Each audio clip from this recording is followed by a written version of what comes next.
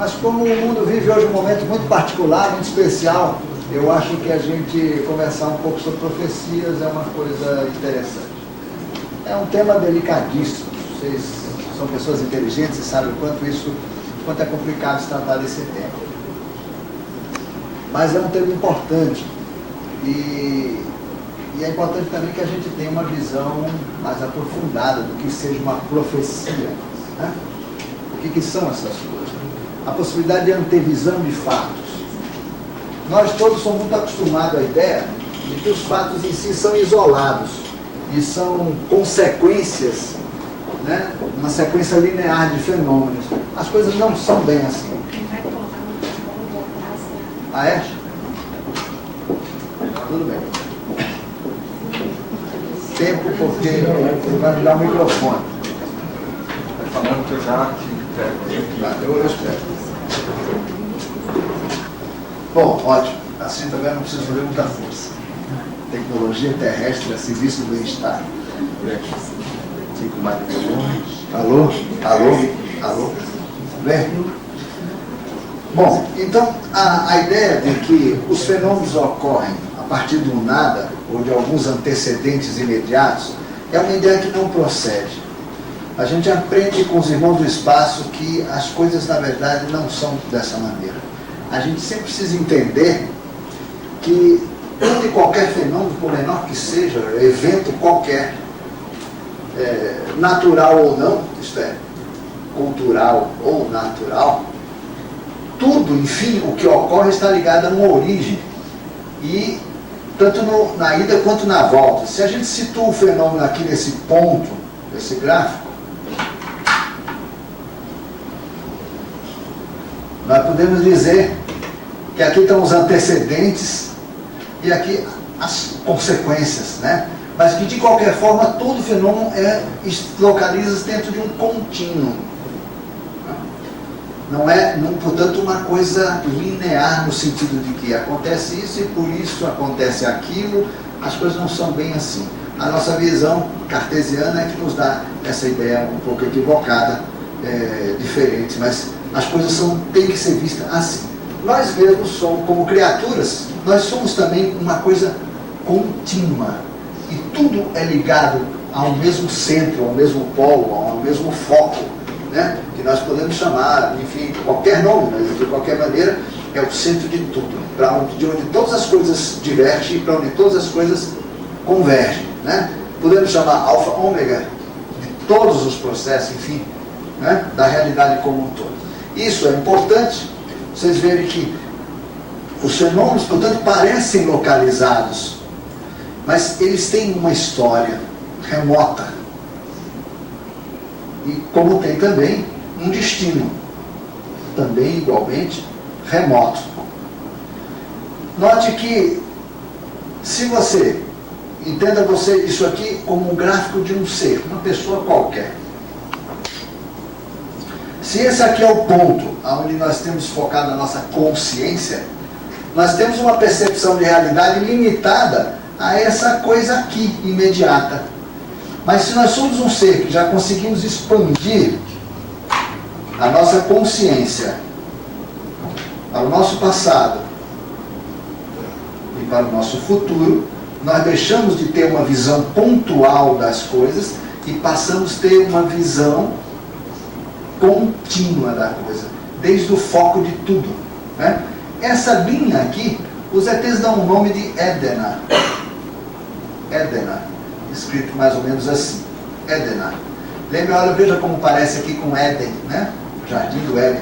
Édena quer dizer linha da existência. Nós todos somos, portanto, uma linha.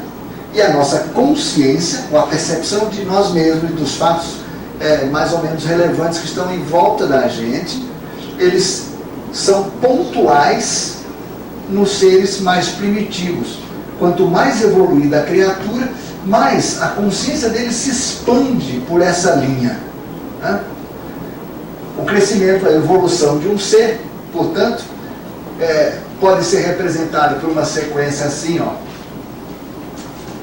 Um ser no início do seu processo, até um ser, veja, há uma expansão contínua dessa linha existencial, ela enche como um balão, vamos dizer assim, e a sua consciência vai passando por fases intermediárias,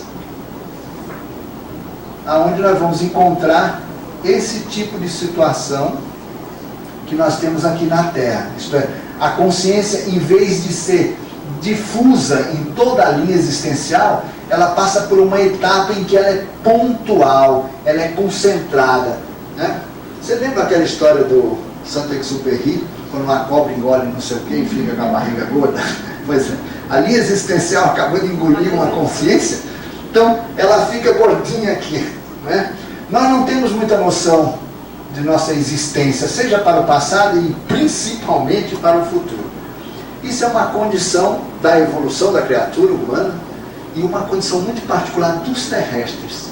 Como para quem viu a minha palestra anterior, sabe, a gente viveu um acidente muito grave na Terra e a nossa desconexão, o nosso interior, é que faz com que a nossa consciência seja muito localizada, né? Nós enxergamos assim, tipo um palmo à frente do nariz. Tem gente que não enxerga nem o nariz, mas, né, é um problema de cada um.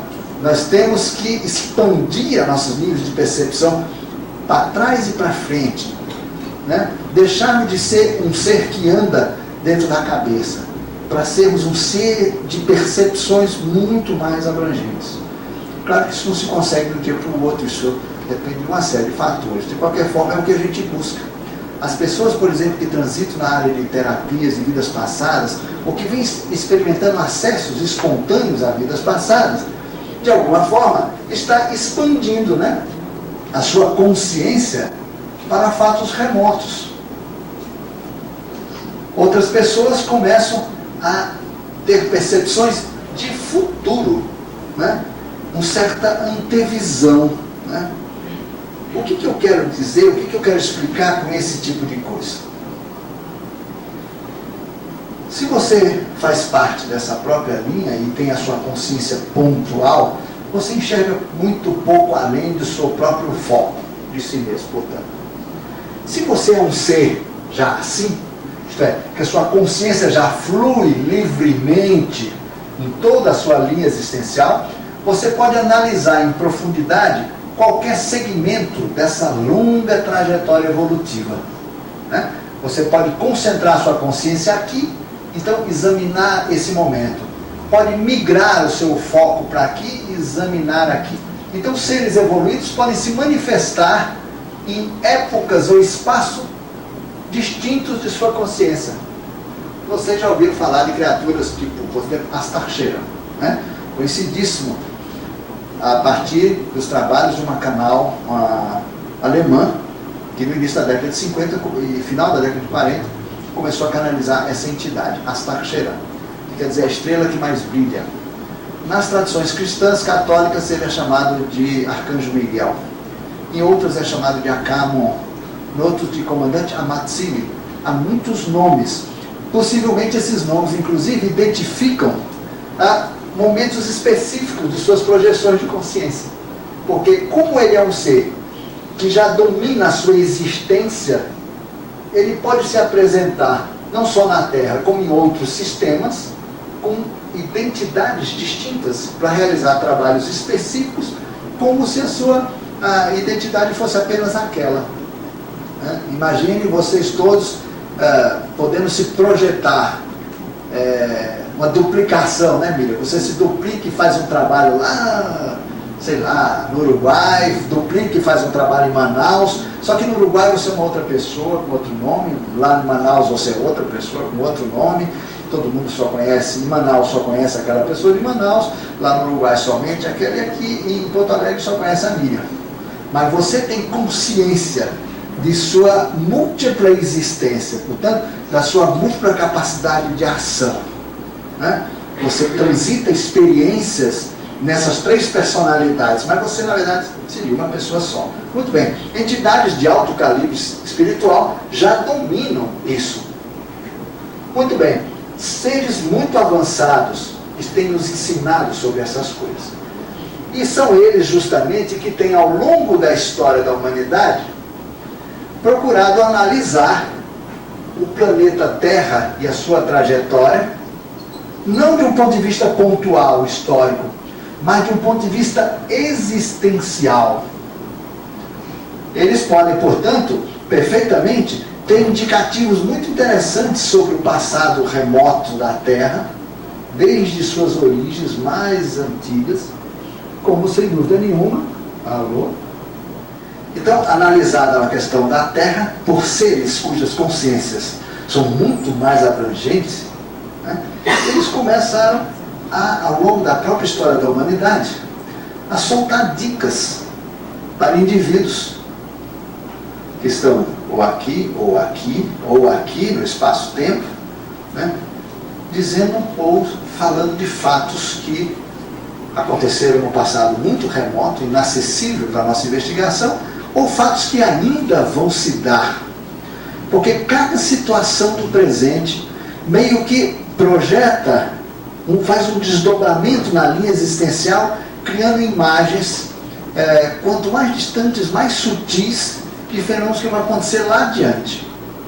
Vamos tentar uma experiênciazinha muito simples para entender. Depois que eu terminar a palestra, certamente alguma pessoa entra aqui para arrumar o ambiente, a bagunça que eu fiz. Se eu deixo essa caneta bem aqui assim, eu estou determinando a pessoa que vem arrumar aqui a se deslocar e pegar aquela caneta.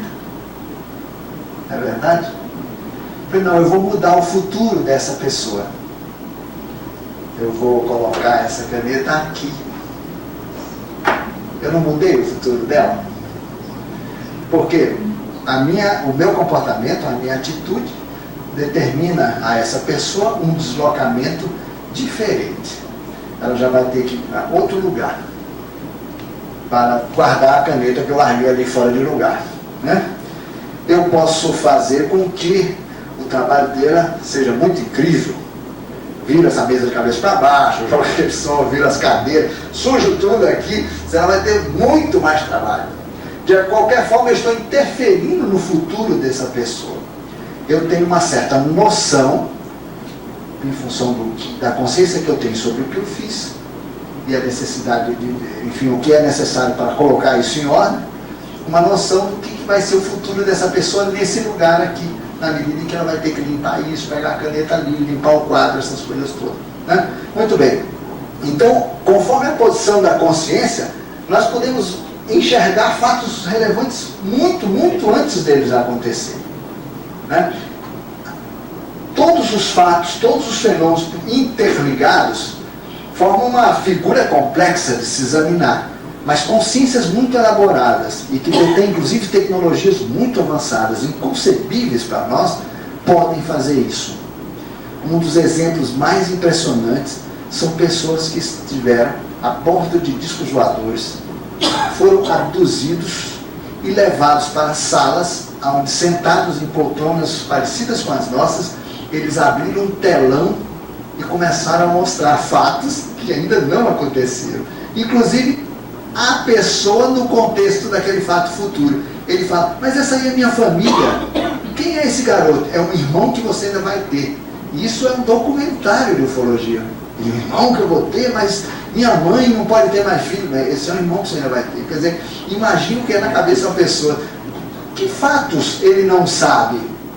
E que os ETs sabem, né? E de tal maneira que são capazes de fazer uma descrição visual. Gente, não são informações, eles capturam imagens de um processo que está em curso. Porque todo fato vai gerando as consequências na linha existencial, de tal maneira que é possível se fazer leituras de acontecimentos que ainda estão embrionários. Eles apenas animam a situação como quem anima um desenho de computador, né, a partir dos elementos que eles conseguem capturar com esses equipamentos avançados que eles têm. Muito complicado isso? Não é. Espaciais fazem isso mesmo. E não precisa ser só espaciais. Existem entidades que não estão no corpo físico, como é o nosso caso, que também têm a capacidade, ou inclusive a permissão, de acessar certos equipamentos que garantem antevisões. Para a maior parte dessas consciências, 40, 50, 60 anos é nada, é muito pouco tempo no nosso sistema calendarial de contagem, né? Portanto, a gente às vezes até nem precisa ser profeta. Se os Estados Unidos têm uma quantidade de bombas capaz de destruir a Terra várias vezes, a possibilidade disso acontecer é muito grande, né? A possibilidade dessas bombas serem desativadas é bem mais complicada do que elas serem usadas. O que nós vamos fazer com o lixo nuclear dessa quantidade absurda de bombas? Não temos o que fazer com ele. Na verdade, não existe tecnologia para dar conta disso. Claro, vem um maluco que diz, a gente manda tudo para o sol. Imagina se isso é a casa da sogra. Você manda qualquer coisa para lá, como que fala, o lixo, nós já temos os nossos lixos aqui na Terra, né? E estamos criando situações muito difíceis. O lixo nuclear da década de 60, o que teve que ser embalado em cápsulas de concreto e aço para serem depositadas no fundo do mar, eles previam que elas iam durar 100 e tantos anos. Duraram 25, 26 anos. E agora o que eles sabem? O que eles vão fazer com aquilo? Um dia vai começar a vazar. E onde é que vocês acham que eles deixam esse lixo? Né? Nas vizinhanças ou de mares continentais que ninguém guarda, tipo, por exemplo, região do Pacífico, na região das Filipinas, tem um monte de lixo à toa. E agora, uma recém-denúncia, inclusive do Greenpeace Internacional, de que estão abandonando submarinos nucleares velhos, que custa muito caro tirar fora, desativar, né, aproveitar, reciclar aquele bando de ferro, eles simplesmente esquecem lá embaixo. E são submarinos nucleares. Isso é uma ideia de Jerico, acho que nem Jerico tem uma ideia tão incrível. E nós vamos sujar os nossos mares. Será que é tão difícil a gente prever as consequências disso? Né? Nós não somos profetas, mas nós podemos perfeitamente imaginar que tipo de consequências essas coisas podem ter. Aqui, eu não estou falando de consequências. Eu não estou tendo uma visão linear da coisa. Os profetas são iluminados para perceberem fatos como eles estão delineados no futuro. Eles veem, as visões deles são visões de coisas que acontecerão mantido a situação atual, o curso natural, a evolução dos fatos. As mudanças ocorrem no futuro na medida que certos processos aqui tomam rumos distintos. Mas veja, quanto mais a ação aqui é profunda, mais longa é a repercussão na história, na linha existencial. E quase indelével, imutável são fatos do futuro. Então, quando os ETs dão uma data, por exemplo, na data tal, 12 de 2012, por exemplo, o que eles querem dizer com isso? Acontecerá isso. O que eles querem dizer é que, quando chegar essa data, não é que vai acontecer alguma coisa necessariamente. O que eles querem dizer é que tudo que nós poderíamos fazer para evitar essa data foi feito. Para evitar aquilo que está antevisto.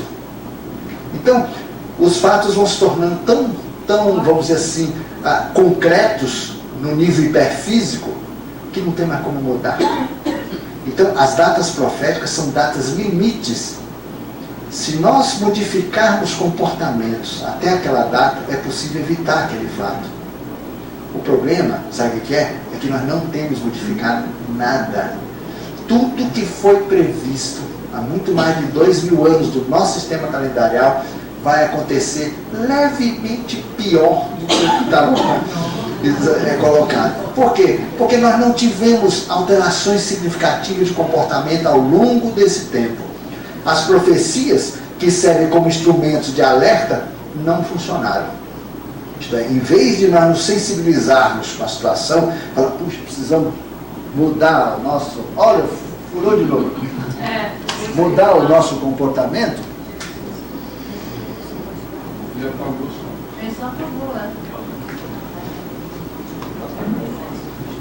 Pô, isso não é nada novo. Eu já vi câmera de filmar que não me filmou.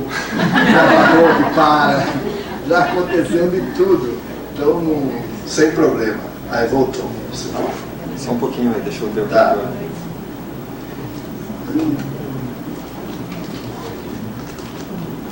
Em Petrópolis, uma vez aconteceu isso. Eu falei, bom, gente, daqui para diante não vai ser mais, o papo não vai ser em off, agora podemos conversar, né?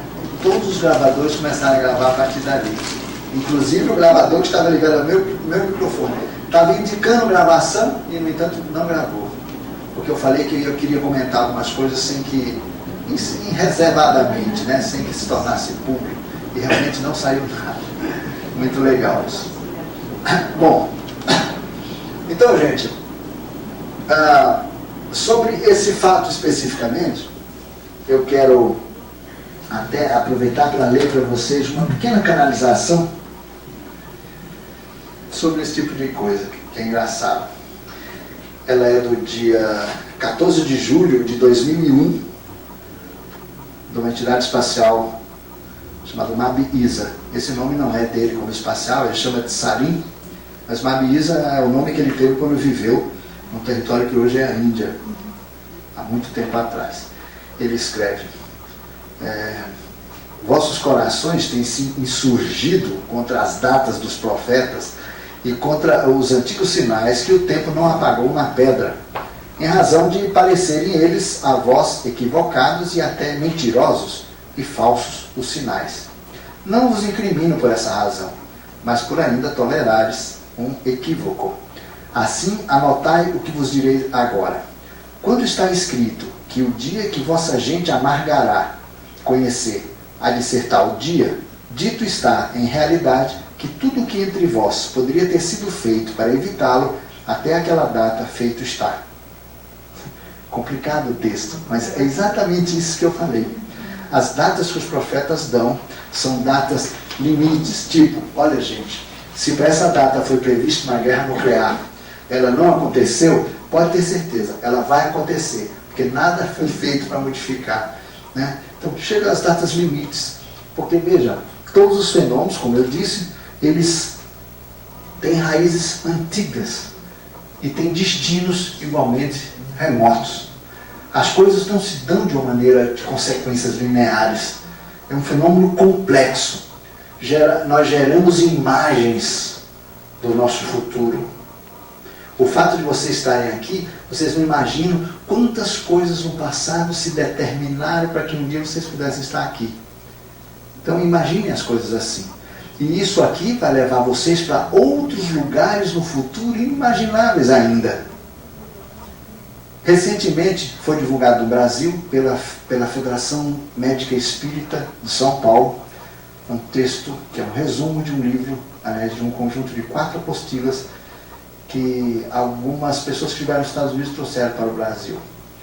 Não existe a publicação em língua portuguesa, a não ser desse resumo feito por uma médica de São Paulo. Um grupo de terapeutas americanos reuniu 700 e pouco dos melhores clientes que eles tinham, de terapia de vidas passadas, e resolveram topar a seguinte brincadeira. Montaram uma metodologia para usar o mesmo esquema de acesso a vidas passadas. Que tal fazer acesso a vidas futuras? Olha a ideia dos caras, né? Entre eles, fazendo parte da equipe, havia um sujeito muito conhecido aqui no Brasil, é possível até que você já tenha assistido a conferência dele, um ufólogo, o professor Léo Spinkel. Ele já esteve em Curitiba pelo menos umas 2 vezes, em Brasília, no Rio também. Ele, por um tempo, ele fez parte dessa equipe. Eles pegaram esses pacientes e começaram a levar para frente, para o futuro. E escolheram datas para fazer isso. Escolheram uma data em torno do ano 2000, uma outra data 2100, outra data 2300 e outro 2500. Eles publicaram o relatório de 2500, de 2300, de 2100 e não publicaram esse relatório aqui. Até hoje ficou desconhecido. Mas dos 700 e poucos, 710 clientes que eles tinham, a distribuição desse pessoal nessas datas aqui fez com que eles percebessem. Esse caneta aqui também não está legal. Percebesse a existência de 4 grandes grupos.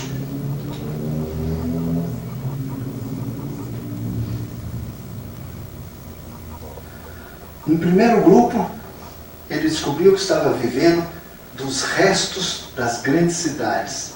totalmente invadida por mata e vivendo a negociação do que havia sobrado do processo. Segundo grupo, estava vivendo em comunidades que ele chamou de high-tech.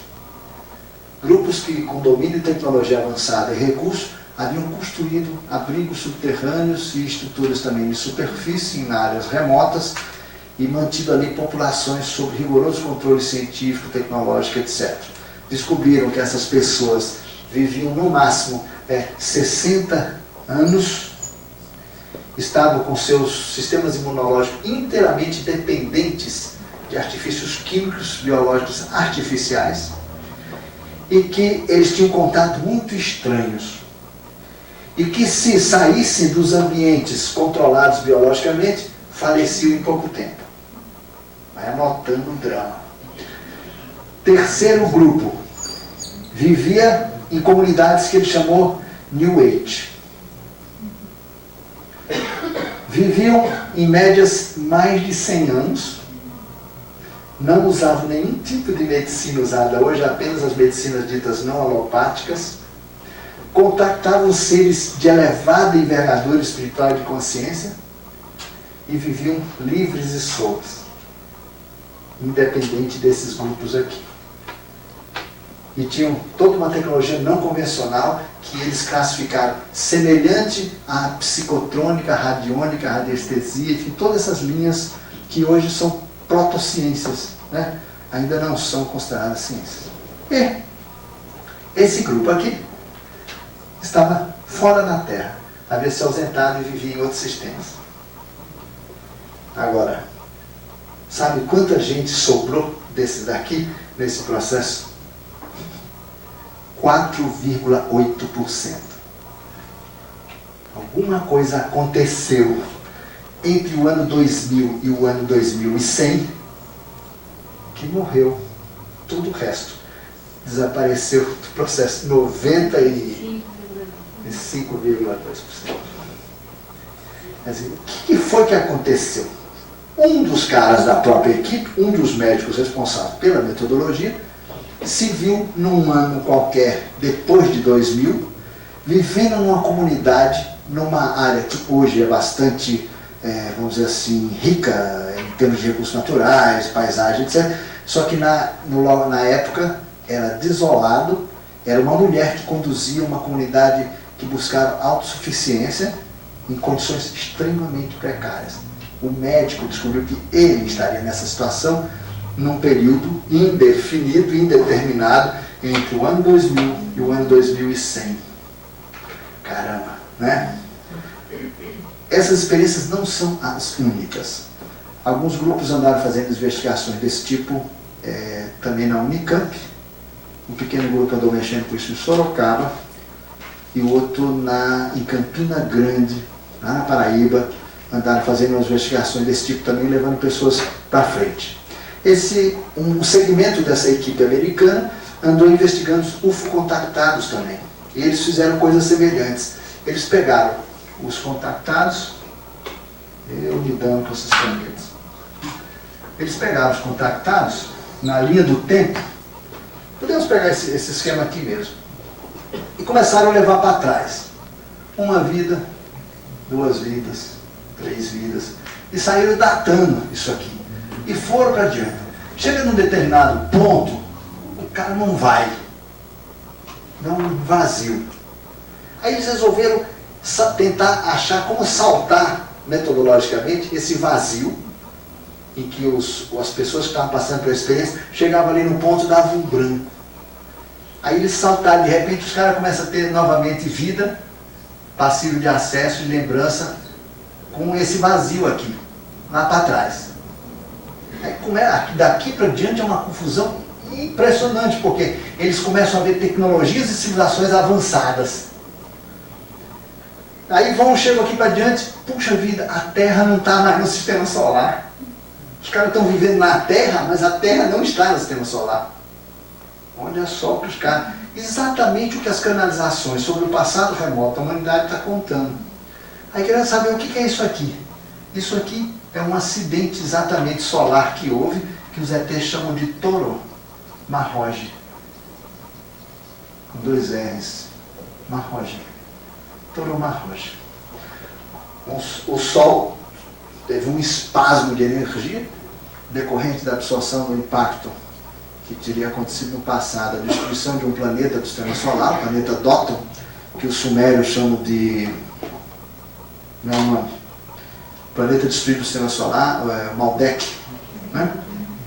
É só ler Zacarias Sitchin, o 12º planeta, né, gente? Isso é, para a espiritualidade hoje é o livro obrigatório. Pois bem, eles descobriram que realmente há um grande vazio aqui com ocorrências estranhas, ninguém conseguia acessar isso aqui. E eles tentaram situar mais ou menos esse tipo de coisa. E depois começaram a perceber também que aqui houve fatos muito importantes e bem anteriores ao que nós chamamos de continente hiperbóreo, Lemúria, Atlântida, aí o tal do dilúvio universal, né? E depois a chamada era pós-diluviana, né? Que é uma era já relativamente acessível até mesmo do ponto de vista arqueológico. Hoje há uma documentação interessante sobre caldeus, sumérios, etc., até sobre coisas mais antigas, que teria acontecido esse dilúvio universal mais ou menos há 12 mil a 13 mil anos passados, né? Que corresponde ao afundamento da última parte da Atlântida. Os nossos índios aqui no norte do Brasil também se referem a esse evento, que as águas subiram de maneira impressionante. Só que lá não teve a história de Noé. Não é o nosso Noé aqui não, é o outro Noé. Lá eles contam que peixes voadores saíam de dentro dos rios, eles tinham muitos olhos. Olha o papo. Está lá no Museu Goethe em Belém, vocês podem ver lá essa descrição. Eram peixes enormes que tinham muitos olhos. Os peixes chegavam voando, saindo de dentro dos rios, olha só, nas aldeias, abocanhavam as aldeias e levavam as aldeias embora, e mergulharam com elas nos fundos dos rios. Descidas as águas todas, eles chegavam novamente em lugares lindos e vomitavam as aldeias de novo. Gente, pelo amor de Deus, se você comparar peixe com muitos olhos, com charutos, naves mães, é idêntico. Só uma questão de um pouco de esforço de imaginação, né? Você vê peixe nesses charutos. E, claro, capturaram aldeias de toda aquela região, que hoje parte é brasileira, parte é venezuelana, e depois devolveram essas pessoas, cedido o movimento das águas. E nós vamos ter uma coisa muito parecida aí para diante, que pode ser identificada não só nesse tipo de investigação que os americanos fizeram, porque eles viram que uma espécie de um novo dilúvio iria acontecer, temperaturas altíssimas e temperaturas muito baixas, vulcanismo, atividade intensa, queda de alguma coisa no Pacífico, e o que mais? A aproximação de um astro estranho, enfim, o que muitas outras tradições resistem. Se você vai na literatura hindu, você encontra o mesmo papo. Vem um planetão aí, antes dele tem um grande um cometa maravilhoso que passa e um troço que cai na água. Quer dizer, as mesmas histórias. Lá só mudam os nomes. O astro que se aproxima chama Tishya, o executador da Terra. É representado por uma mulher muito bonita, alta, de olhos vendados, que nem a justiça brasileira. E com armas nas duas mãos, de modo que ela ceifa sem olhar a quem, né? Tal da coisa de o que estiver na frente, sai do meio que eu estou, né? Então, esse é o símbolo do dito Tishya. Ou vocês então, se não quiserem ir tão longe, vocês vão na obra de Ercílio Mais, curitibano, e vão ver lá Mensagem do Astral, vocês encontram também o astro higienizador e pá. E claro, na tradição suméria, entre os caldeus também, e nas civilizações pré-colombianas, de um modo geral, há referências não só ao bólido terrestre que se aproxima, bem como a uma série de eventos posteriores a essa visita. Pergunta-se, as canalizações extraterrestres também se referem a isso? E a questão maia especificamente? É claro que em 3 horas de duração, gente, não dá para se fazer uma profunda correlação entre profecias maias e extraterrestres. Mas há um fato de tal relevância que é justamente que justifica esse encontro nosso aqui. Os nossos amigos maias têm uma data muito interessante, que é a data de 24 do 12, o nosso calendário gregoriano de 2012. Uma data que corresponde ao fim do calendário maia. E eles têm o que os estudiosos chamam de 7 profecias, 7 grandes, vamos dizer assim, destinos para a humanidade. Eles não apresentam a coisa do ponto de vista cronológico, mas uma sobreposição de situações, né? Como se fosse um conjunto de cartelas que vão se somando e descrevendo uma determinada situação. Essas colocações maias, eu vou dizer para vocês um resumo delas, para vocês verem do que se trata, o que eles falam. Então, esse introito é para que vocês percebam que aquilo que a gente encontra nos maias, ou nas comunicações extraterrestres, ou através dos abduzidos, ou das experiências de hipnose regressiva ou progressiva, elas se assemelham de uma maneira notável. Provavelmente tem a ver também com outras profecias, sejam as de Nostradamus, sejam as profecias de Edgar Cayce, as profecias dos papas, né, da sequência dos papas, etc. Nós não vamos nos referir a esse tipo de coisa. Nós vamos tratar especificamente daquelas que são relativas aos extraterrestres e a essa data muito particular no calendário maia.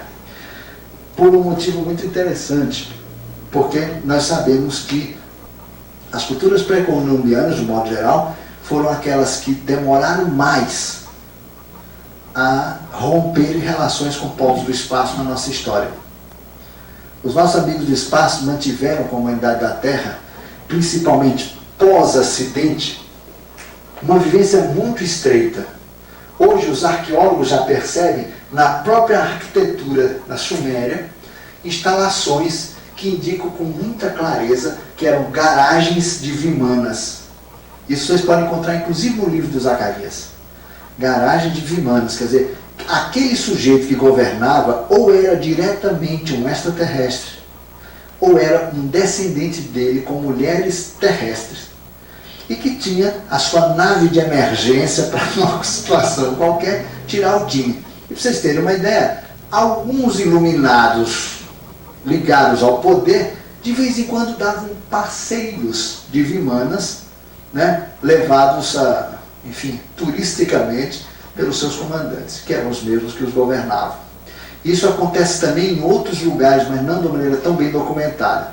E o último povo que definitivamente cortou laços com grupos de extraterrestres que estavam fisicamente aqui, certamente foram as culturas pré-colombianas, maias, astecas, toltecas, olmecas, etc. Até porque bem recentemente, inclusive nativos, não incas, mas descendentes de incas, aqui no mesmo no Peru, tinham contato com povos do espaço. Para vocês terem uma pequena ideia de até onde as coisas vão, eu tive uma oportunidade muito legal de estar com os irmãos Vilas Boas em São Paulo, no apartamento do Cláudio Vilas Boas, com um repórter do Jornal do Brasil, que jamais publicou a entrevista que ele fez. Nós estávamos juntos. O que esse homem disse é impublicável. Ele, dentre outras coisas, além do que os índios sabiam de fato, índios do Xingu, sabiam de fatos que iriam acontecer no futuro, eles sabiam também, por exemplo, que havia lugares próximo à região do Xingu, com clareiras, onde eles deixavam crianças índias doentes, soltinhas no meio da clareira e iam embora, porque os camaradas lá de cima vinham buscar, curavam e devolviam. E nenhum bicho se aproximava. E o próprio Cláudio, um dia, andando no meio de uma mata rala, num clarão, ele contou para todo mundo, foi uma coisa impressionante na minha vida. Eu estava com uma espingarda de cartucho, quando de repente eu vi aquela coisa parada lá em frente de mim. Estava flutuando a 1 metro e pouco de altura, era circular, com uma cúpula muito suave em cima, de uma cor de alumínio polido. Aquilo emitia uma sensação de frio, de calor, ao mesmo tempo que não sabia dizer o que era, não sabia se era o coração dele ou era o corpo dele, a reação ou a energia que aquilo emitia. O fato é que tinha uma nave ali na frente dele. Aí ele lembrou da arma. Isso não combina com o que eu estou vendo. Largou a arma. Aí encheu os pulmões e foi andando assim como quem não quer nada em direção à tal da máquina. Mas a máquina disse que ele ouviu um ruído muito interessante, aí aquilo levemente flutua por cima da copa das árvores, ele ainda tenta apressar o passo, como quem fala, não vou embora não, e vai por cima da copa e nada mais. Foi a primeira vez que ele viu que os relatos dos caciques e de toda a turma que vive lá no Xingu eram autênticos, porque os índios chegavam a dizer que daquelas coisas desciam homens, desciam mulheres, que conversavam com eles, que ensinavam coisas, que iam embora. E que falavam de coisas do futuro, porque os índios preocupados com o destino da cultura deles, né, acabavam sendo notificados o seguinte: não se preocupa, todas as coisas desse mundo mudarão. Aí, e nós falávamos sempre logo em seguida, mudarão para sempre. Isso é interessante. Numa outra oportunidade eu tive com um conjunto de pajés em Belém do Pará. Era um encontro nacional de pajés, onde eu encontrei com Sapaim, com quem eu voltei a ter encontro novamente em Curitiba há pouco tempo atrás. Ele ficou hospedado em casa de amigos e ele tem feito um trabalho de harmonização, uma coisa meio de cura, alguma coisa desse tipo. E as pessoas vão ver e conversar com ele, ele é uma personalidade muito interessante, o Sapaim. E lá nessa oportunidade foi que eu conversei com alguns pajés e pude fazer uma roda com a ajuda do Sapaim, porque o Sapaim me conhece já há muitos anos e ele me ajudava a formular perguntas e a ganhar a confiança dos demais no tipo de pergunta cretina que eu estava fazendo, que eu queria saber de coisas que ninguém pergunta para cacique, né? Mas eu estava afim de saber sobre justamente a relação dele com povos do espaço. Eles evitaram falar dos povos de cima e sempre levavam o assunto para os povos de baixo. Eu desisti dos povos de cima e falei, bom, então vamos conversar sobre os povos de baixo. É impressionante o que os caras falam. Eles dizem que o pessoal de cima faz casa embaixo. Embaixo dos rios, embaixo das montanhas, embaixo de lagos, etc. E que um dia eles vão sair de lá. E que quando eles não saem com o corpo, eles saem em espírito. E são eles que orientam os pajés de cura a escolher as ervas. Meu Deus do céu. Eu falo, uma hora dessa eu pegava os professores da universidade e falei, gente, senta aqui, vamos conversar a sério, pelo amor de Deus. Olha o que está acontecendo e vocês não estão percebendo, né? Enfim, foi uma conversa elucidativa e para a gente ver quanto está avançado a relação de povos do espaço conosco que nós não sabemos, ou melhor, não queremos admitir. Existe apenas o noticiário e folclore das forças aéreas controlando espaço com radar, etc. Mas, gente, isso é o menos importante. Eu estive numa comunidade paupérrima no interior do Piauí, com uma senhora, um bandista que mantém um centro no meio do mato, chamado Socorro Borges, muitíssima amiga minha. Ela recebe uma série de entidades, tipo Preto Velho, Caboclo, Inga, etc., e que não são entidades comuns, são espaciais ou intraterrestres, que se apresentam com essa nomenclatura para efeito de serem aceitos culturalmente. Se você tem percepção disso, eles mudam a conversa completamente. Você vai conversar o que você quiser com esses caras. Normalmente são comandantes ou auxiliares de comandantes de naves pequenas que operam de maneira sincronizadas nessas regiões. Pois bem, eu um dia resolvi, a Socorro organizou uma palestra minha para aquele povo. Um povo completamente analfabeto, pai e mãe. Para vocês terem uma ideia da cultura local, eles têm 100 e tantos feriados por ano. Mas por que hoje é feriado? Porque ontem foi. É desse jeito. Né? Então é para comemorar o feriado. Quer dizer, quanto menos fazer para a coisa trabalhar, melhor.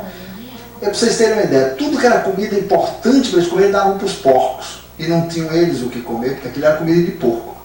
Então eles não comiam uma série de coisas. Então está fazendo um trabalho de introdução de novos hábitos alimentares, sistemas construtivos, saneamento, separar gente, criança de porco, sabe? Porque lá é uma bagunça só, uma pobreza terrível. Eu fiz uma palestra com um grupo imenso de crianças. Perto de mim, assim, à medida que eu estava conversando, falando sobre as estrelas, dois menininhos começaram a discutir, 2 ou 3, discutia-se na minha frente. Aí eu quis saber o motivo da confusão. E nós falávamos de seres humanos que viviam em outras estrelas. Estava uma atenção total. Falei, meu Deus, eu vou fundir a cabeça dessa gente.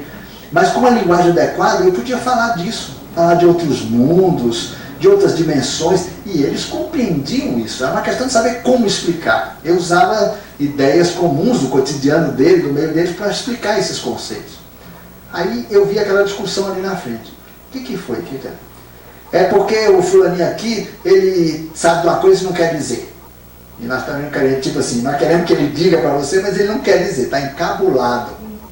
Falei, então deixa ele dizer, deixa ele encabulado, ele emborrado, menininho, não queria falar de jeito nenhum. Falei, fale, tal, o que é, não sei o que, não. Aí ele insistiu em ficar quieto, eu perguntei para o outro, e o que ele não quer dizer? Ah, é porque ele já viu muitos pequenininhos. Monte sai tudo de pareio. Pareio é aparelho piauiense do interior. Sabe, pai? Aí começou a discussão de novo. Com o outro lá, eu falei, gente, calma, o que está acontecendo aqui? É porque esse aqui conhece os grandão também. Meu Deus do céu. Nós pegamos essa molecada depois, colocamos dentro da única sala de aula lá, que tinha segunda série, terceira série, quarta série, quinta série, tudo misturado, e colocamos ele para desenhar o que eles já viram. Vocês não acreditam, gente. Criança da interiorzão, eles desenhavam as criaturas assim, ó. Deixa eu ver como é que é. Assim.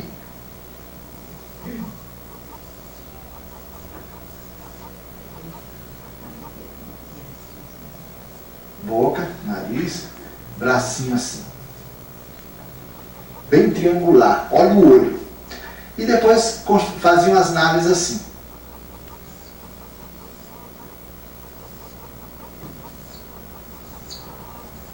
E muitas das crianças faziam isso, ó. Colocavam o brilho. E umas poucas faziam bolinhas aqui. Vocês acreditam?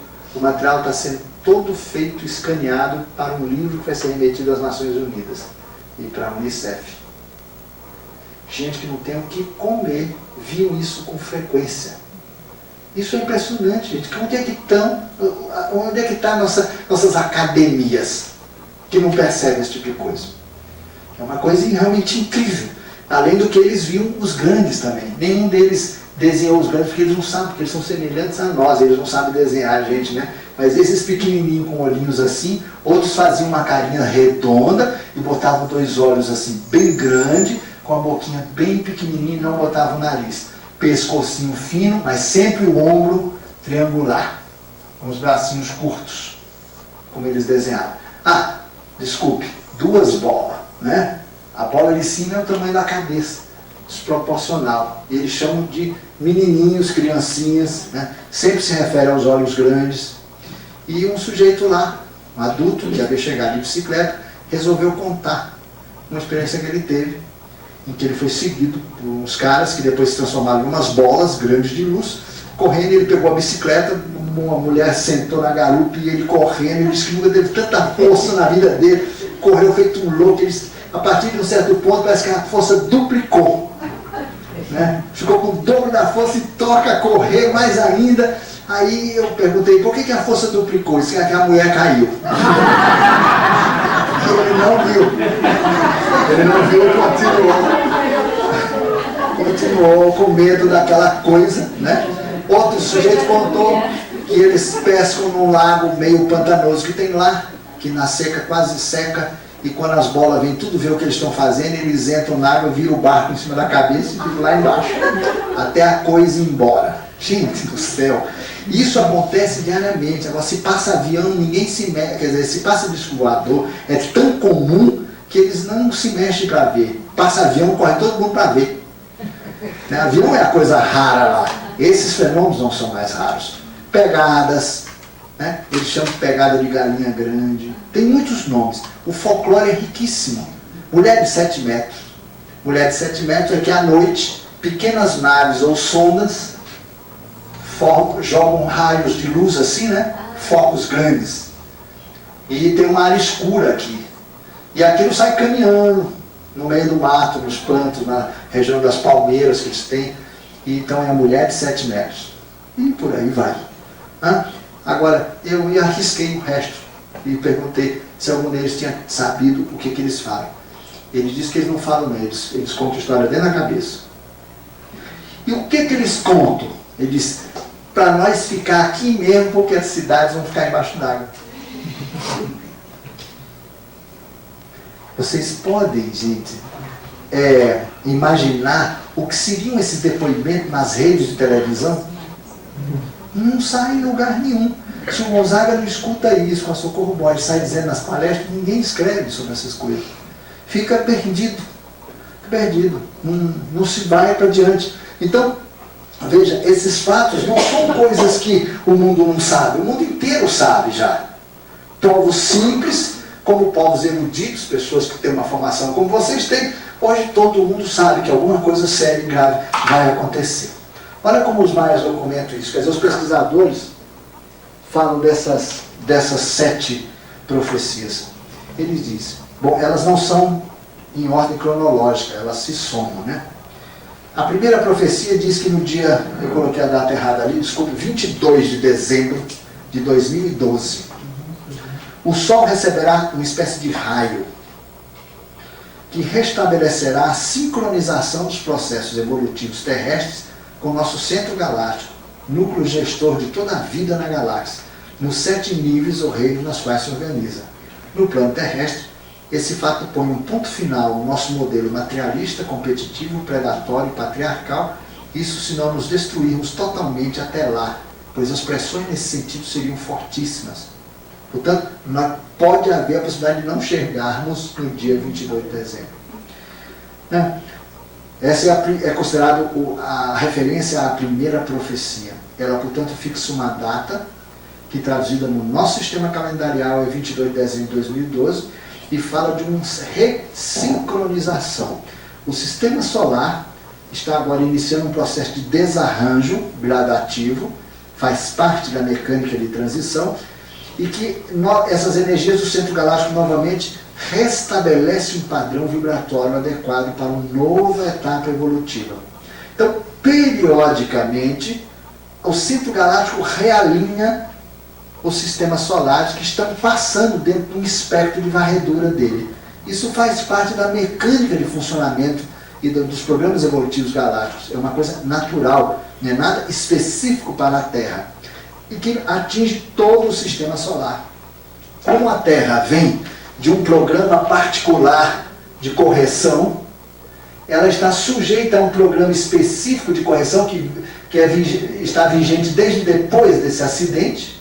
Ao chegar aqui, nesse programa de transição agora, nós vamos abandonar esse sistema provisório e vamos entrar no sistema natural, vigente para todo o sistema solar, e não mais esse programa específico para o caso da Terra. A Terra está fazendo uma espécie de um caminho,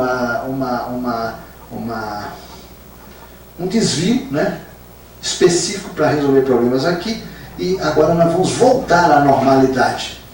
A data da volta dessa normalidade é exatamente a data do realinhamento do sistema com o pulso evolutivo galáctico, que ocorreria, portanto, nessa data, segundo o calendário maia. Vocês vão ver depois a relação com a profecia extraterrestre. Segundo, a segunda profecia é marcada pelo eclipse solar do dia 11 de agosto de 99, que passou, momento a partir do qual estaríamos fortemente comprometidos com o processo de definição energética ou espiritual. Uns radicalizariam dentro das regras ora vigentes, enquanto outros começariam a experimentar uma nova sintonia. Fato que ajudaria significativamente para que a humanidade pudesse atravessar o período sem se autodestruir. Portanto, se o maior número de pessoas mantiver a sintonia com a energia vigente, a possibilidade de destruição aumenta. Se uma parte significativa da humanidade tender para um novo padrão de sintonia, esse justamente que está se aproximando, nós chegaremos à data do dia 22, que é a data do realinhamento energético.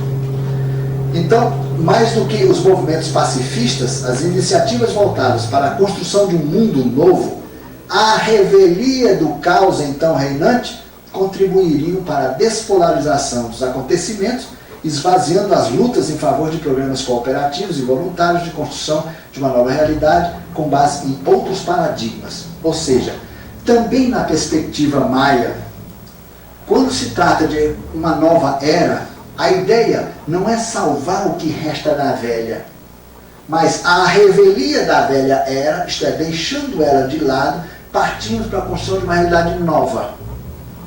Gente, quando um vegetal fica velho e suas folhas vão envelhecendo, o que acontece? Ele larga a folha velha e começa a construir uma nova. Nós temos uma tendência a querer salvar o velho sistema, e ele diz que uma das coisas que nós fazemos é justamente entrar na confusão, na expectativa de salvar, quando na verdade nós estamos piorando a situação. Vamos ver. Os ETs criticam os movimentos pacifistas e ecológicos tradicionais, porque isso é entrar na briga e polarizar os lados, justificando a existência do outro. Então, se você é realmente um ambientalista, em vez de fazer militância ambiental ecológica, monte uma vida ecológica. Se você é um pacifista, em vez de fazer um movimento radical pela paz no mundo, inclusive com metralhadora no braço, como tem muita gente aí querendo fazer, em nome da paz, mobilizando nações inteiras, etc, etc, vamos conquistar essa paz interior e vamos realizá-la na prática da nossa vida.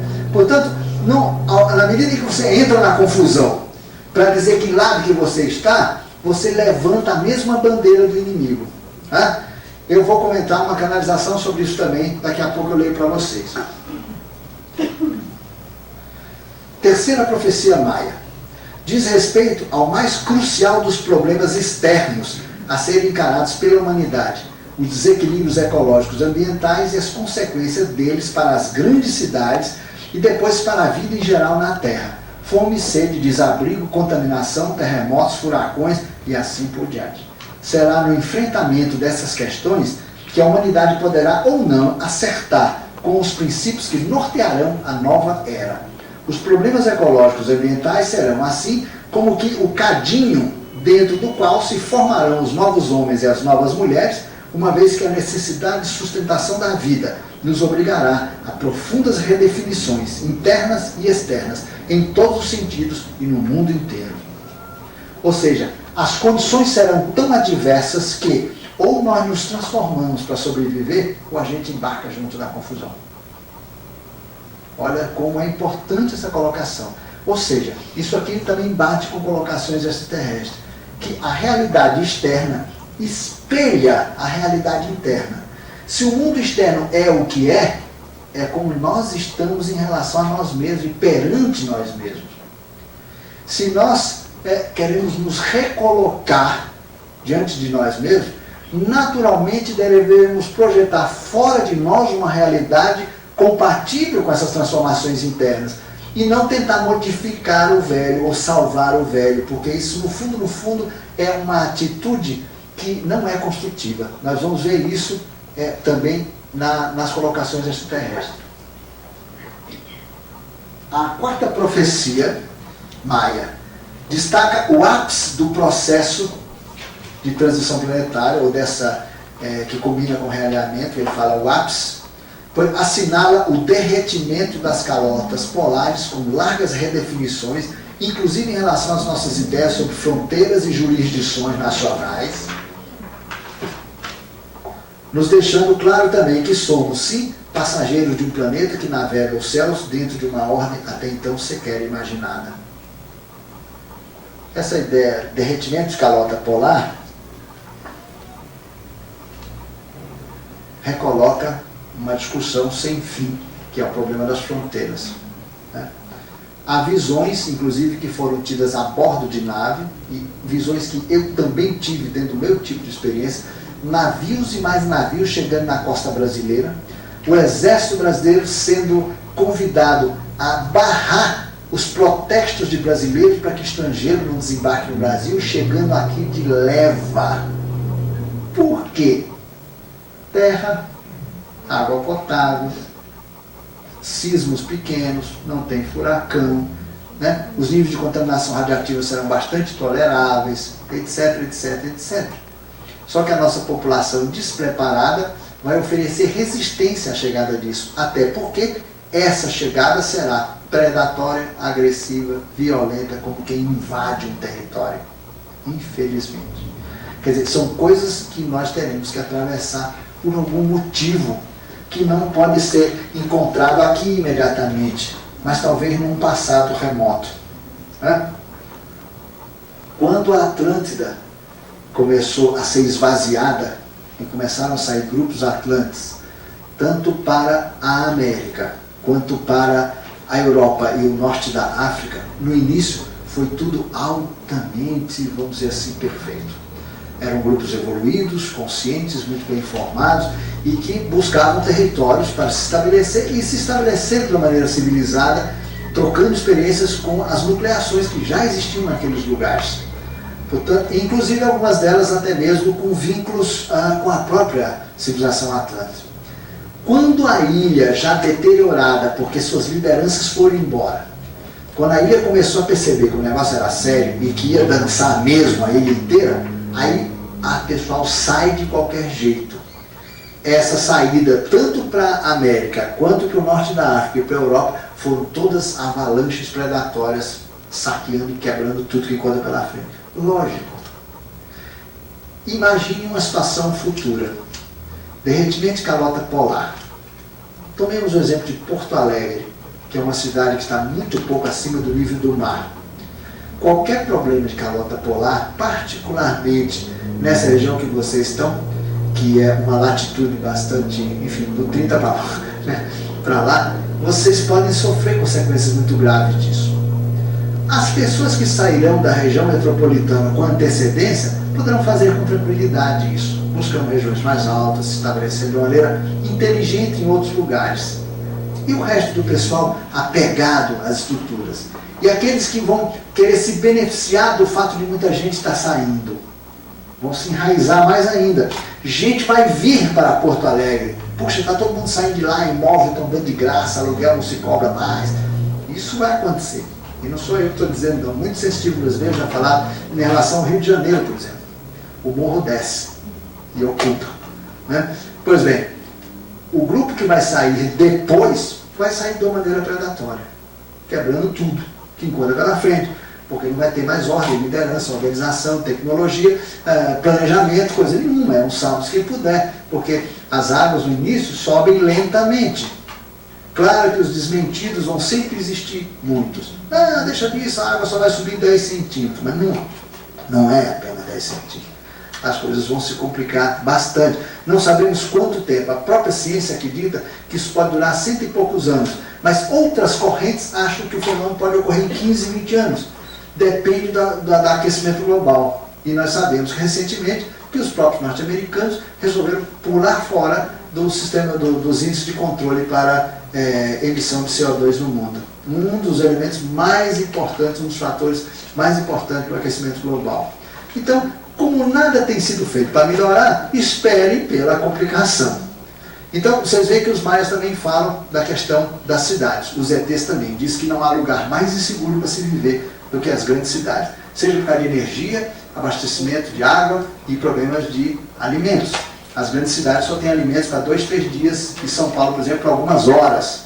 18, 22 horas, 28 horas de alimento estocado. Acabou isso, não tem mais alimento. Pode ser muito dramático tudo isso que ele está falando, gente, mas não está falando para assustar. A ideia é para que vocês planejem o futuro. E de uma maneira, vamos dizer assim, à margem dos processos degenerativos daquilo que está estabelecido aí. Né? Isso é a mentalidade espiritualmente correta, vamos dizer assim. Essa é a perspectiva adequada que os nossos mestres do espaço, os mestres espirituais, têm procurado passar para a humanidade. Gente, não se ocupe das coisas que vão acontecer. Tratem de criar uma nova situação, de acordo com novos paradigmas. Pois não. Senhor Luiz, foi o senhor que divulgou um mapa do Brasil com as terras mais seguras para a gente morar? Isso foi o seguinte, vou contar a história disso. Eu tenho uma canalização publicada no meu livro Contagem Regressiva que diz que as coisas acontecerão de tal maneira que lugares até 640 metros, ou medidas, é o que está na mensagem, conhecerão a água salgada. Essa é a mensagem original. Aí o desenhista da revista Planeta pegou o Brasil, tudo que estava abaixo de 640 ele pintou de azul. Não fui eu que eu disse isso. Entendeu? Então ele criou um mapa que se tornou um mapa do Luiz Gonzaga, e não é, Porque veja a diferença do texto original, que eu publiquei, aliás, várias vezes. Lugares até 640 poderão conhecer a água salgada. Não quer dizer todos os lugares. O que o desenhista da Planeta fez, e eu não pude modificar, porque eu não vi o mapa que ele, só vi depois que publicou na banca de revista. Ele pegou o Brasil, tudo que está abaixo da cota planaltimétrica de 700 metros, ele pintou. Né? Ainda bem que sobrou um pedaço aqui no Rio Grande do Sul, né? Não, ele pintou de azul. Qual é o pedaço que sobrou? Nordeste. Nordeste do Rio Grande do Sul, para onde muita gente daqui já está começando a fazer trilha. É a região de São Francisco, aquela região lá de cima, da serra. A quinta profecia é uma forte advertência em relação à possibilidade prevista na profecia de número 1. Portanto, a quinta profecia retoma a número 1 e diz que é uma referência à possibilidade de nos destruirmos antes de chegarmos ao ano 2012, quando destaca a importância de uma conexão interna para que seja possível a superação desse desafio.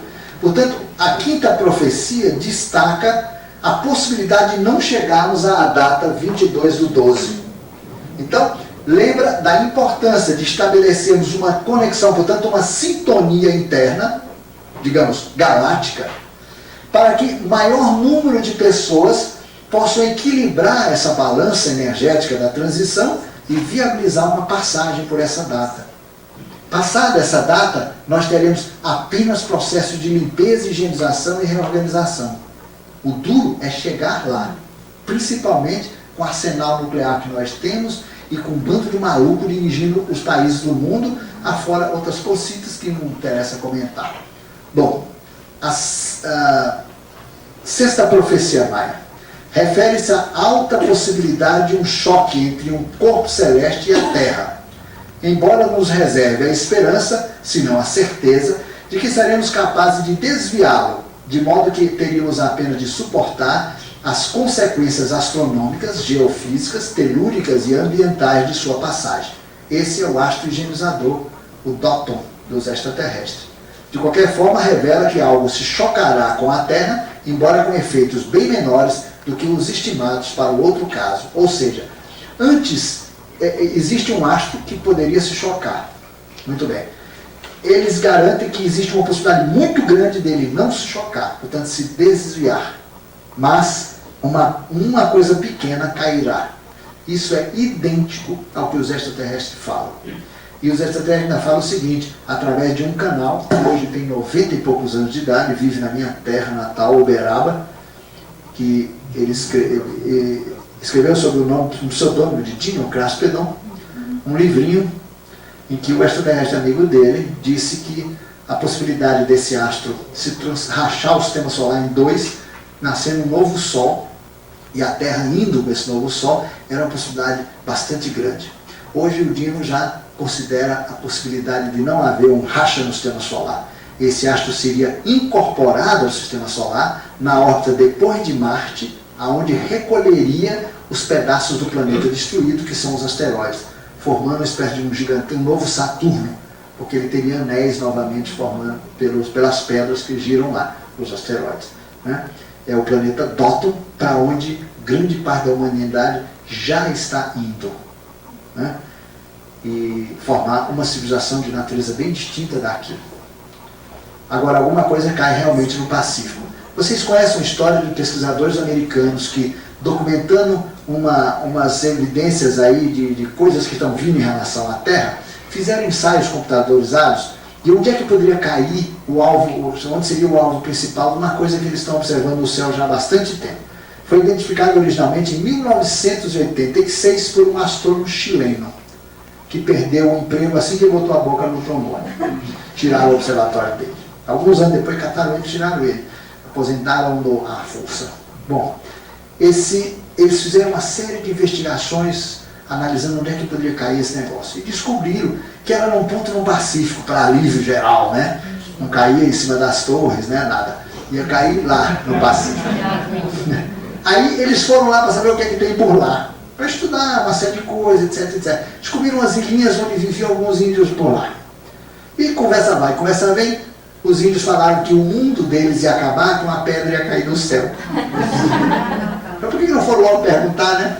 Para que eles logo direto, em vez de fazer tantos altos estudos, com tecnologia sofisticadíssima, computadores de grande porte para ensaiar aquele modelo matemático complicado, bastava perguntar para os índios logo onde é que a pedra ia cair, né? Pois bem, a sétima profecia diz, anuncia que é muito forte a determinação espiritual de vencer tudo isso. Quer dizer, a humanidade tem um pique legal. Que essa determinação de fato existe, de modo que é real a possibilidade de uma nova era na Terra, uma era de luz, e que assim tudo estaria na dependência de sermos capazes de mobilizar essa determinação. Fato que poderia inclusive amenizar os processos de higienização e limpeza previstos, fazendo com que o período se faça menos doloroso para todos e para cada um de nós especificamente. É a profecia que se refere também à existência dos ciclos de 25.625 anos, que é um dia do nosso sistema solar no contexto galáctico, né? E aos ciclos de 5.125 anos, quando ocorrem os fenômenos da ressincronização ou portais de nova eras. Quer dizer, a cada 5.125 anos, nós estamos passando na faixa onde o pulso galáctico, que é um pulso diagonal, alinha ali os sistemas que estão cruzando aquela linha. A cada 5.125 anos. Então nós estamos agora na iminência de uma ressincronização por conta do fato de estarmos passando por aí. Na perspectiva extraterrestre, existem coisas semelhantes, embora eles expliquem de uma maneira um pouco diferente. Bom, mas o que há de interessante nas profecias extraterrestres? Eu volto a dizer para vocês que as profecias extraterrestres, elas não têm origem apenas no meu material. Se vocês compilarem em outras fontes, inclusive fontes de contactados e de abduzidos, vocês vão encontrar coisas muitíssimo parecidas. Os ETs não divulgam datas, pelo menos diretamente, mas eles, com um pouco de curiosidade, eles divulgam acontecimentos, períodos de acontecimentos, que nos permite fazer deduções super interessantes. Então, olha só, uma delas que vai nos servir muito para essa finalidade aqui, de encontrar essas coincidências.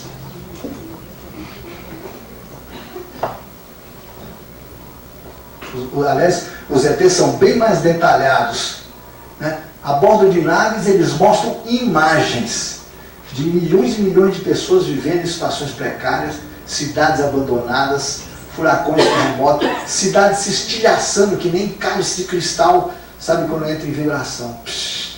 Coisa impressionante. Como é que esses fenômenos vão ser produzidos? Eles contam como, mas só que nós não temos condições de explicar isso aqui com muita... porque não temos tempo para isso, né? Já são 9 e qualquer coisa e eu tenho que dar um rápido coffee break para vocês. Mas eu vou começar aqui.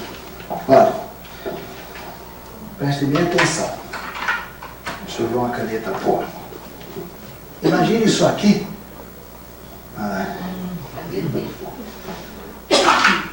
A azul também não está escrevendo legal, né? Menos mal.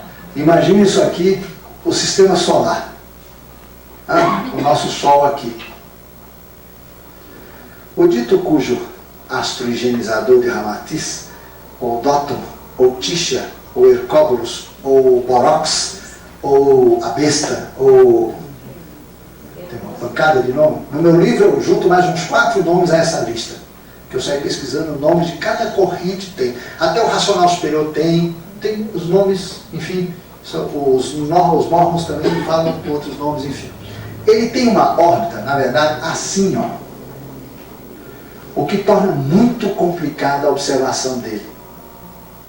Além do que, ele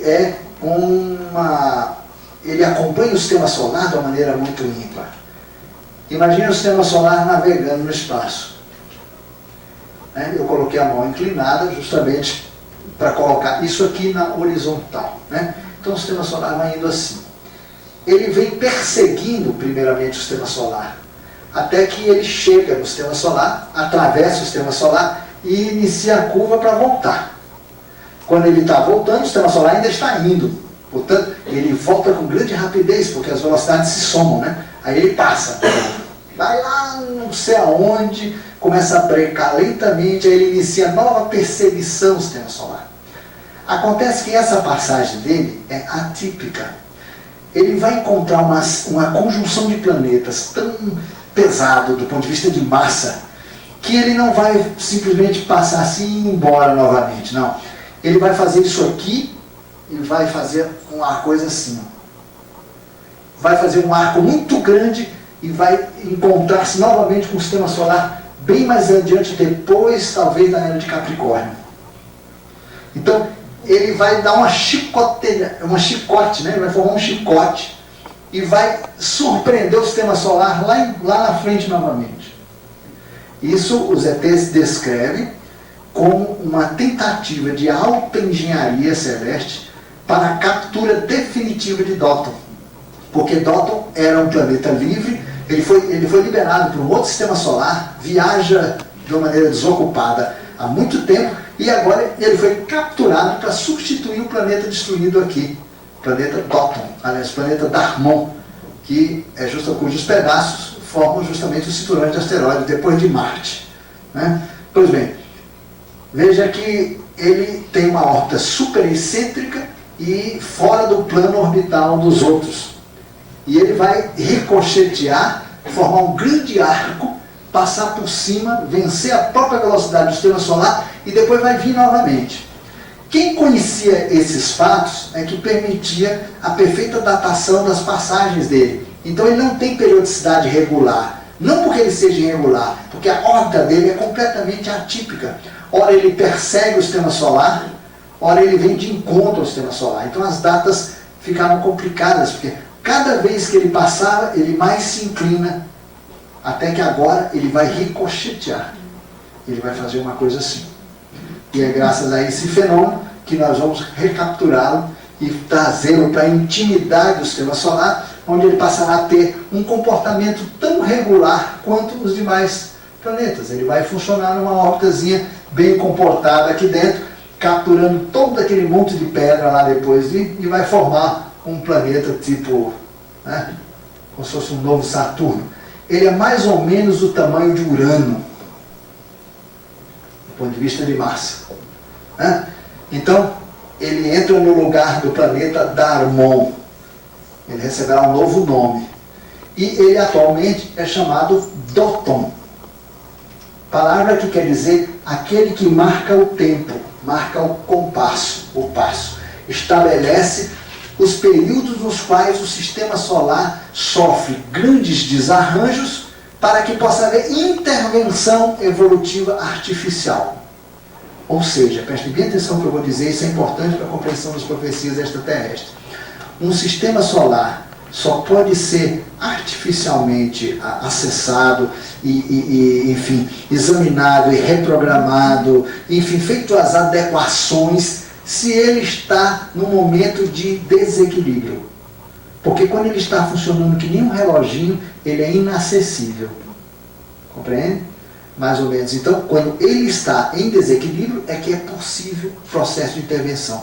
Aí pode chegar almas de outros mundos, sair almas desse mundo para outros, cortando os cordões umbilicais.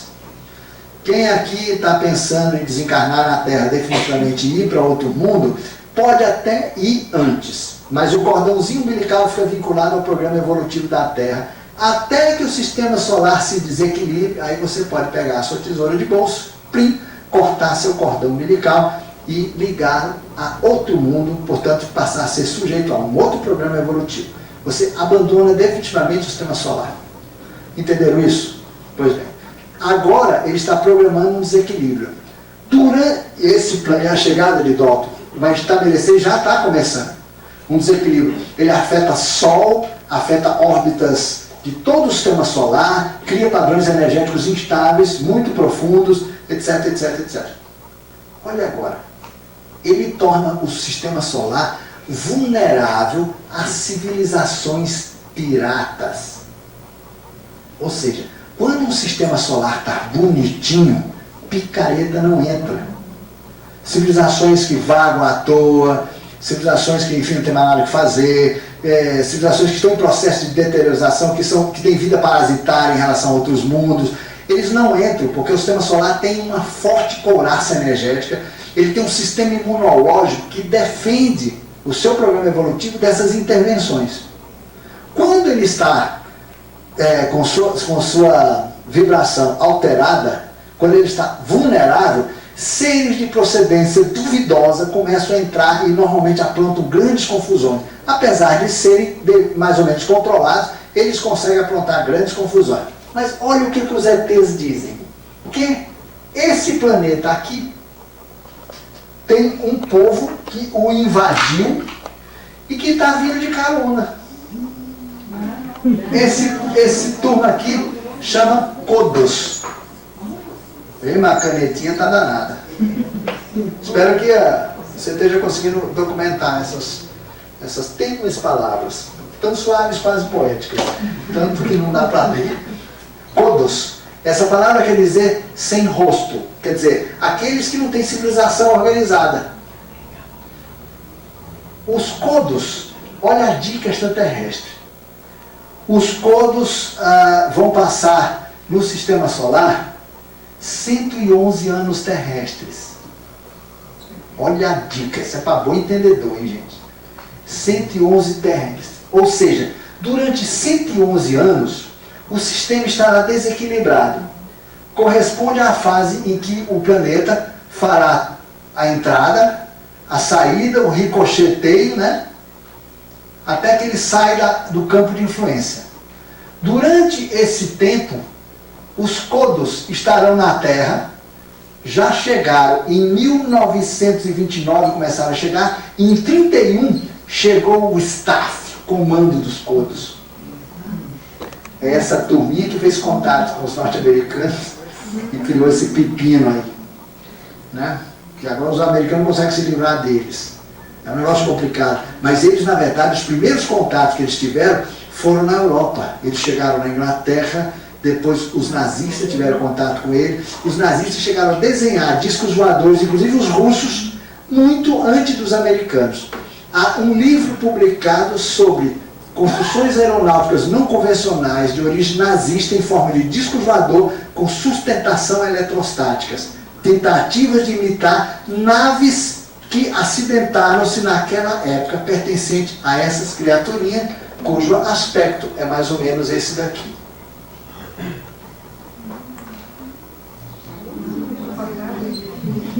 Bem parecido, né? Parece o meu tempo. Parece o dentro. Olha o olhão. Isso aqui tem a caixa craniana faz assim. Isso aqui no quarto da gente à noite, não.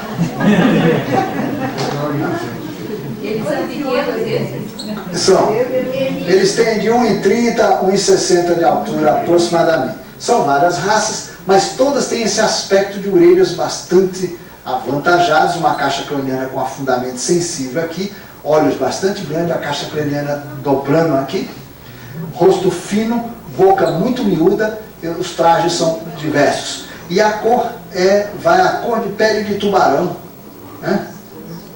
Meio cinzas, greys, escuros, grafite. Essa é a raça mais comum dos Kodos. E tem outras minorias, tem uns Kodos amarelados menores, tem uns maiores, mas bem assim tonto, completamente tonto. Não são seres maus, no sentido como nós costumamos fazer aqui. A ufologia está classificando, né? A ufologia não gosta muito desse sistema de classificação, está errado, os próprios ETs fazem. São povos em processo de desaparecimento, que dependem de ectoplasma para viver. E precisam hoje implantar sistemas artificiais para a geração de tecidos para a reconstituição de seus organismos, porque os programas evolutivos estão cessados, estão interrompidos, eles dependem disso para conseguir continuar a viver. Até eventualmente constituir uma nova agregação, uma nova vinculação planetária e um novo programa evolutivo. Enquanto não consegue, tenta de todo jeito sobreviver. Portanto, é legítima a ideia de sobrevivência. Do ponto de vista do extraterrestre, o urubu não tem culpa nenhuma de existir carniça no pasto. Eles são abutres de um sistema. Está sobrando ectoplasma na Terra, um fla-flu dá um ectoplasma incrível. Uma banda de rock pauleira dá ectoplasma para valer. Então, toda atividade de fundamento energético, kundalínico, deteriorado, bagunceiro, como se faz aqui na Terra, libera ectoplasma que alimentam essas estruturas. Esses e outros alimentadores que já estão aqui há muito mais tempo são chamados GOGs. Algumas das raças bem parecidas com os codos também. Bom, o comando chegou em 31. Vamos fazer uma conta, né? Se eles vão permanecer no sistema solar 111 anos, o que quer dizer isso? Quer dizer que esse é o período no qual o sistema solar inteirinho passa pela grande transição. E que eles dão um nome. Vamos ver aqui. Então, vocês vão ver como é que a gente descobre essas referências de dados.